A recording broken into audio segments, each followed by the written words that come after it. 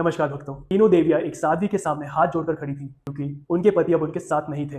लेकिन आखिर ऐसा क्या हुआ था? स्वयं ब्रह्मा, विष्णु और महेश उनसे दूर हो गए थे। एक दिन देवर्षि नारद ने माता अनुसुईया के पतिव्रत और सतीत्व की ऐसी महिमा सुनाई कि उनकी आध्यात्मिक शक्ति की परीक्षा लेने का विचार किया गया। तब ब्रह्मा, विष्णु और महेश साधु वेश धारण करके माता अनुसुईया के आश्रम पहुंचे। उन्होंने अतिथि के रूप में भोजन मांगा, लेकिन साथ ही एक ऐसी शर्त रख दी जिसने माता अनुसुईया को धर्म संकट में डाल दिया। एक और अतिथि धर्म था तो दूसरी ओर पतिव्रता धर्म। क्षण भर के लिए स्थिति अत्यंत कठिन हो गई, लेकिन माता अनुसुईया विचलित नहीं हुई।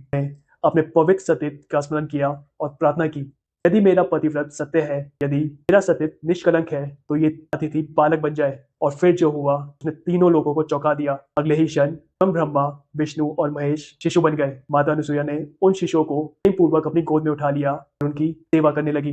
समय बीतता गया, लेकिन जब सीधे वापस नहीं लौटे तब देवियों को पूरी घटना का पता चला। लक्ष्मी, माता पार्वती, माता सरस्वती तुरंत माता अनुसुईया के आश्रम पहुंची, लेकिन वहां का दृश्य देखकर वह स्तब्ध रह गई। स्वयं ब्रह्मा, विष्णु और महेश शिशु के रूप में माता अनुसुईया की गोद में खेल रहे थे। तब तीनों देवियों को अपनी भूल का एहसास हुआ। उन्होंने माता अनुसुईया से क्षमा मांगी और विनम्रता पूर्वक प्रार्थना की कि वे देवों को उनके वास्तविक स्वरूप में वापस लौटा दे। माता अनुसुईया ने उनकी प्रार्थना स्वीकार कर ली।